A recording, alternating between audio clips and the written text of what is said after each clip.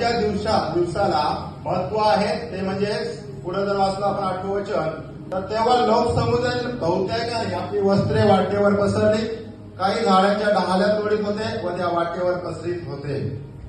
आजचा दिवस महत्व आहे त्या होसाना शब्दाला, प्रभू माझं तारण कर, त्या गाढवाच्या शिंगराला, त्या धावड्याच्या डहाल्या आहेत त्यांना आणि त्या येशूला.